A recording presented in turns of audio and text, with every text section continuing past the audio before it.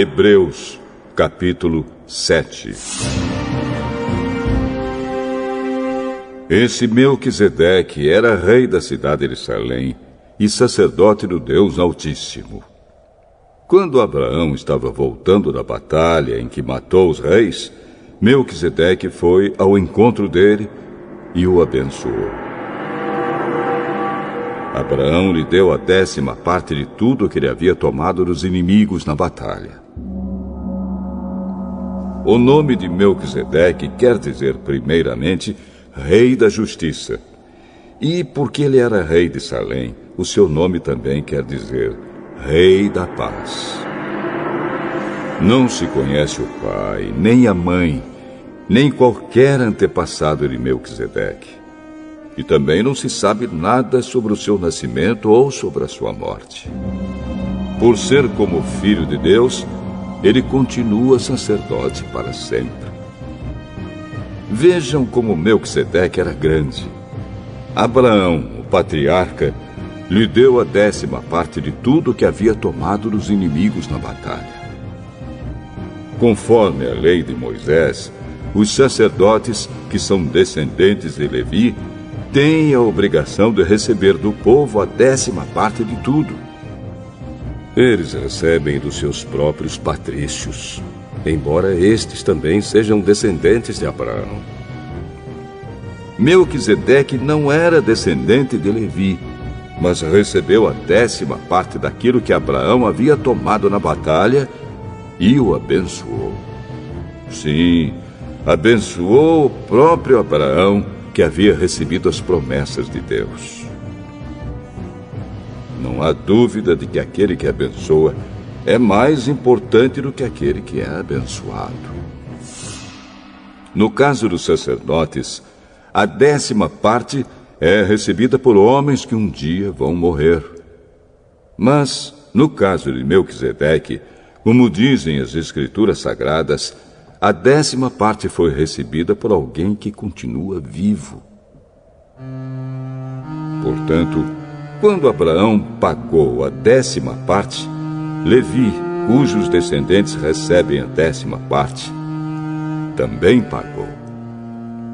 Pois Levi não tinha nascido, e por assim dizer, ainda estava no corpo do seu antepassado Abraão, quando este se encontrou com Melquisedeque.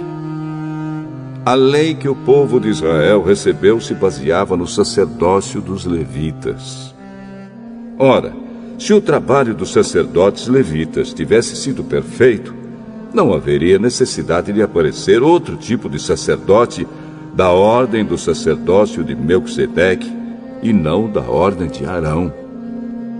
Pois quando se muda o sacerdócio, a lei também precisa ser mudada. E o nosso Senhor Jesus, a respeito de quem são ditas essas coisas, pertencia a outra tribo. E nenhum membro dessa tribo jamais serviu como sacerdote. É sabido que, por nascimento, Jesus, o nosso Senhor, pertencia à tribo de Judá. E Moisés não disse nada dessa tribo quando falou a respeito de sacerdotes.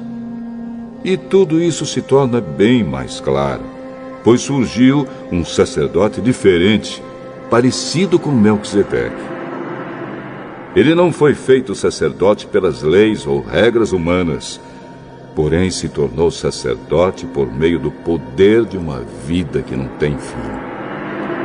Porque as Escrituras Sagradas dizem: você será sacerdote para sempre, na ordem do sacerdócio de Melquisedeque.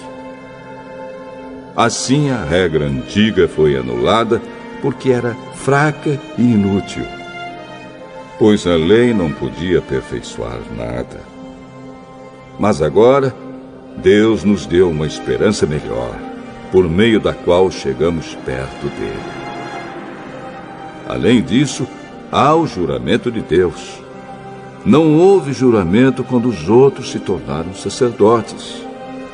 Porém, houve juramento quando Jesus se tornou sacerdote, pois Deus lhe disse: o Senhor jurou e não voltará atrás. Ele disse: você será sacerdote para sempre. Portanto, essa diferença também faz com que Jesus seja a garantia de uma aliança melhor. Há ainda outra diferença. Os outros sacerdotes foram muitos porque morriam e não podiam continuar o seu trabalho. Mas Jesus vive para sempre e o seu sacerdócio não passa para ninguém. E por isso ele pode, hoje e sempre, salvar as pessoas que vão a Deus por meio dele, porque Jesus vive para sempre a fim de pedir a Deus em favor delas. Por isso Jesus é o grande sacerdote de que necessitamos. Ele é perfeito e não tem nenhum pecado ou falha. Ele foi separado dos pecadores e elevado acima dos céus. Ele não é como os outros grandes sacerdotes. Não precisa oferecer sacrifícios todos os dias, primeiro pelos seus próprios pecados e depois pelos pecados do povo. Ele ofereceu um sacrifício uma vez por todas, quando se ofereceu a si mesmo. A lei de Moisés escolheu homens que são imperfeitos para serem grandes sacerdotes. Mas, pela promessa feita com juramento, a qual veio depois da lei de Moisés, Deus escolhe o Filho que se tornou perfeito para sempre.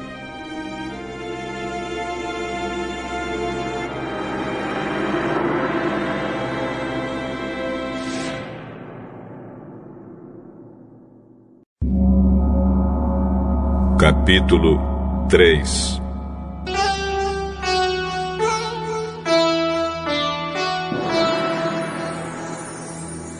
Moisés cuidava das ovelhas e das cabras de Jetro, o seu sogro, o sacerdote de Midian.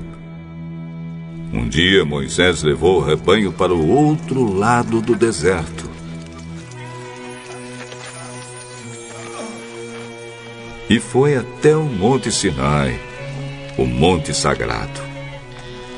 Ali o anjo do Senhor apareceu a ele, numa chama de fogo no meio de um espinheiro. Moisés viu que o espinheiro estava em fogo, porém não se queimava.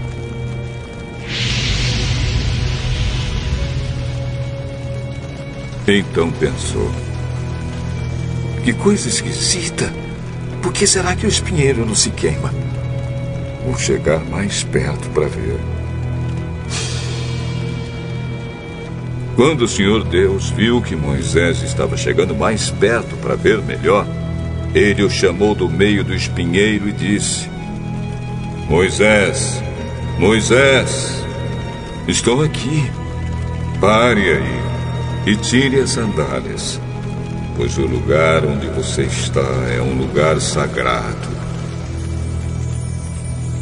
Eu sou o Deus dos seus antepassados, o Deus de Abraão, o Deus de Isaque e o Deus de Jacó.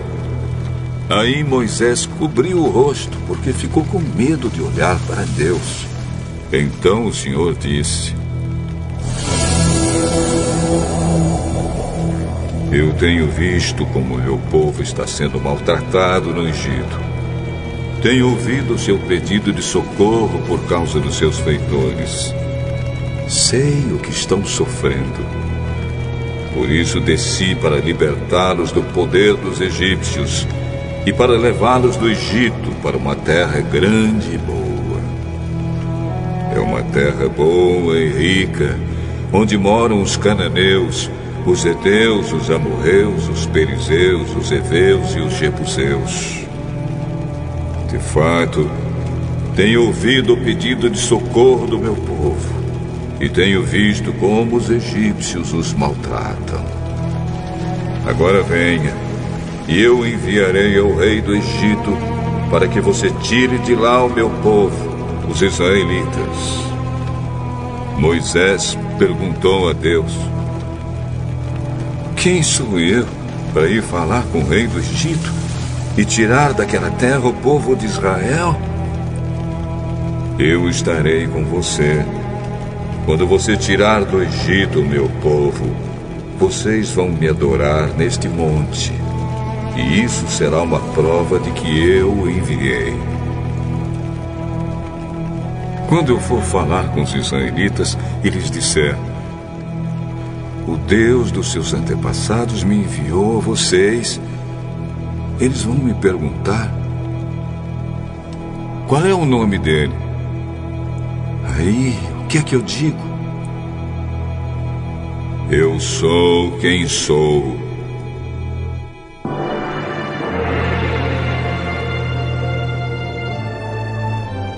Você dirá o seguinte: eu sou, me enviou a vocês. O Senhor, o Deus dos seus antepassados, o Deus de Abraão, o Deus de Isaque e o Deus de Jacó, me enviou a vocês. Este é o seu nome para sempre, e assim ele será lembrado por vocês em todos os tempos. Vá, reúna os líderes do povo de Israel e diga que eu, o Senhor, o Deus dos seus antepassados, o Deus de Abraão, o Deus de Isaque e o Deus de Jacó, apareci a você e ordenei que lhes dissesse: tenho visto a sua situação e sei o que os egípcios estão fazendo com vocês. Eu resolvi tirá-los do Egito, onde estão sendo maltratados, e vou levá-los para uma terra boa e rica, a terra dos cananeus, dos heteus, dos amorreus, dos perizeus, dos heveus e dos jebuseus. O meu povo ouvirá o que você vai dizer. Depois você e os líderes do povo de Israel irão falar com o rei do Egito. Digam a ele: o Senhor, o Deus dos hebreus, apareceu a nós. Agora, deixe-nos ir para o deserto, a uma distância de 3 dias de viagem, para oferecer sacrifícios ao Senhor, nosso Deus. Eu sei que se o rei do Egito não for obrigado, ele não deixará vocês irem embora. Por isso eu vou usar o meu poder e fazer coisas terríveis para castigar os egípcios.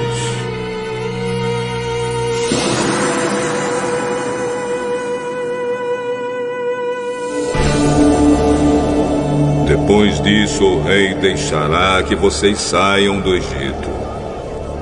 Eu farei com que os egípcios respeitem vocês. E quando vocês saírem, não irão de mãos vazias. Cada mulher israelita deverá pedir às mulheres egípcias que estiverem morando na casa dela, ou que sejam suas vizinhas, que lhe deem objetos de prata e de ouro, e roupas com que vocês vestirão os seus filhos e as suas filhas. E assim vocês tomarão as riquezas dos egípcios.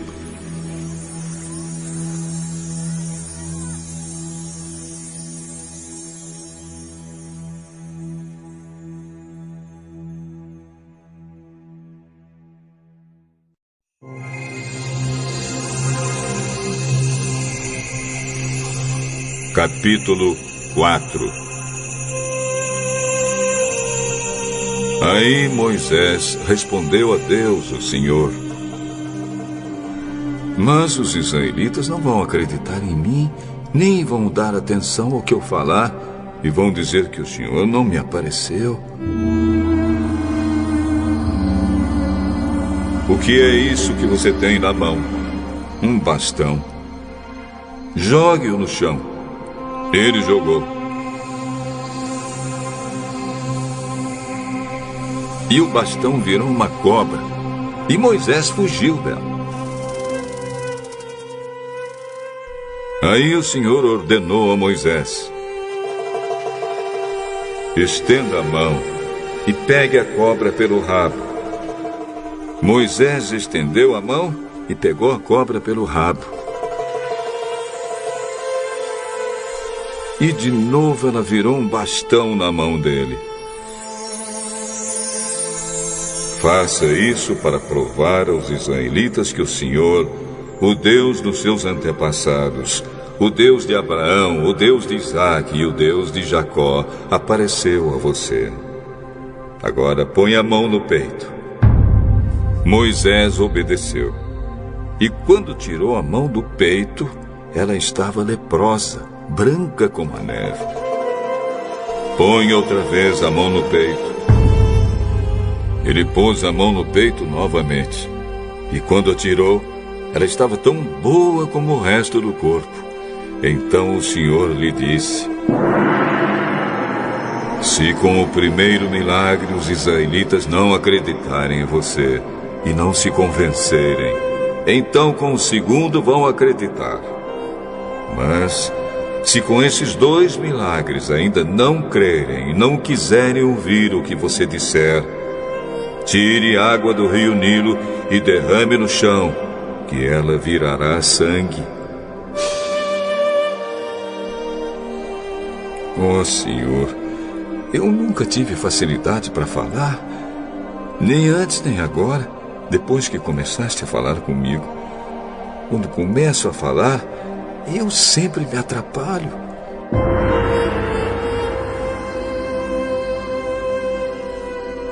Quem dá a boca ao ser humano? Quem faz com que ele seja surdo ou mudo? Quem lhe dá a vista ou faz com que fique cego? Sou eu, Deus, o Senhor. Agora vá, pois eu o ajudarei a falar e lhe direi o que deve dizer.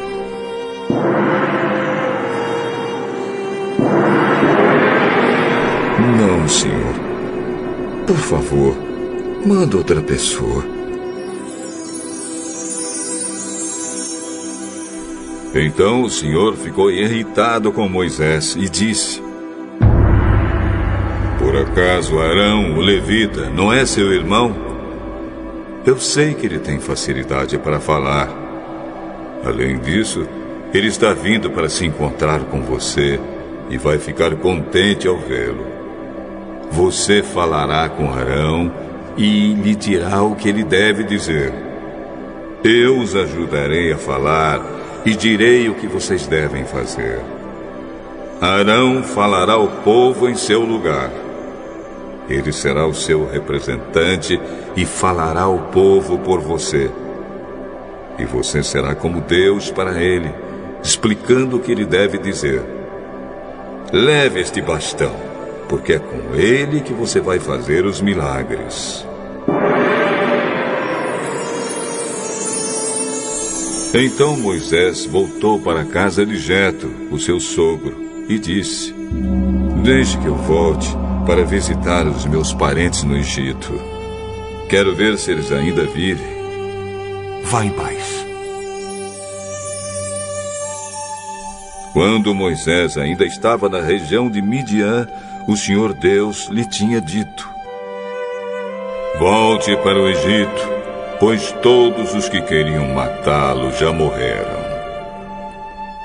Então Moisés fez com que a sua mulher e os seus filhos montassem um jumento e começou com eles a sua viagem de volta para o Egito. Moisés tinha na mão o bastão que Deus havia mandado que ele levasse. E mais uma vez o Senhor disse a Moisés: eu lhe dei poder para fazer muitos milagres. Quando você voltar para o Egito, esteja pronto para fazê-los diante do rei daquela terra. Mas eu vou fazer com que ele fique teimoso e não deixe o povo de Israel sair de lá. Então você lhe dirá que eu, o Senhor, digo o seguinte: Israel é o meu primeiro filho. Já lhe disse que deixe o meu filho sair a fim de me adorar. Mas você não deixou. E por isso eu vou matar o seu filho mais velho.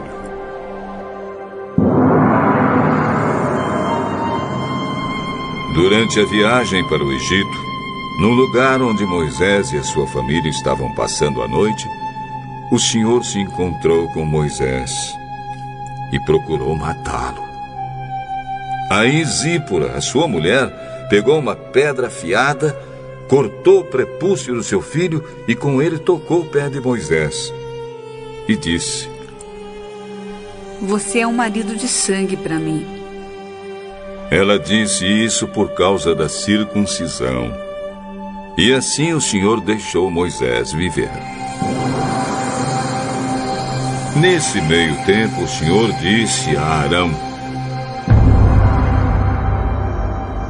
Vá se encontrar com Moisés no deserto. Ele foi e se encontrou com Moisés no monte sagrado e o beijou. Moisés contou a Arão tudo o que o Senhor tinha dito quando havia mandado que ele voltasse para o Egito, e falou também dos milagres que Deus tinha ordenado que ele fizesse. Aí Moisés e Arão foram para o Egito e reuniram todos os líderes do povo de Israel. Arão contou-lhes tudo o que o Senhor Deus tinha dito a Moisés, e em seguida Moisés fez os milagres diante do povo. Todos acreditaram, e quando souberam que o Senhor tinha vindo até eles e tinha visto como estavam sendo maltratados, eles se curvaram e adoraram a Deus.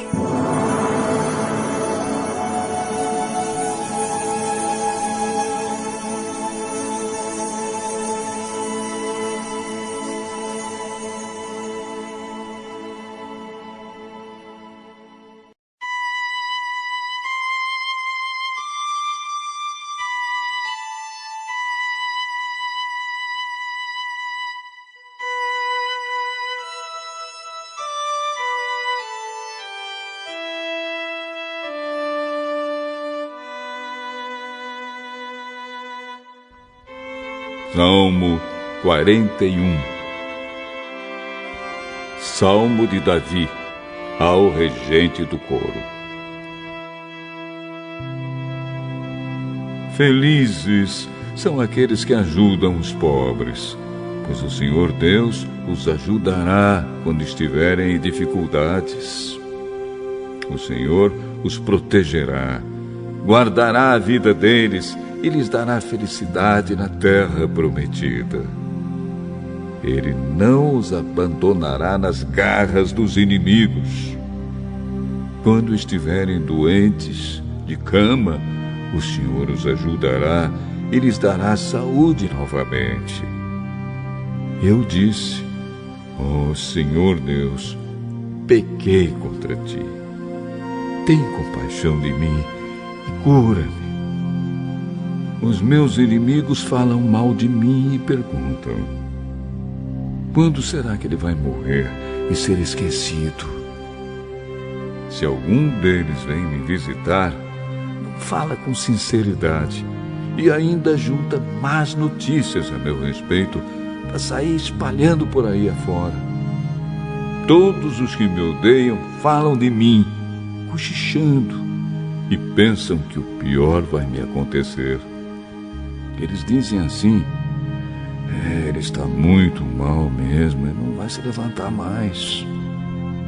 Até o meu melhor amigo, em quem eu tanto confiava, aquele que tomava refeições comigo, até ele se virou contra mim. Ó Senhor Deus, tem compaixão de mim e me dá saúde novamente para que eu dê aos meus inimigos o que merecem.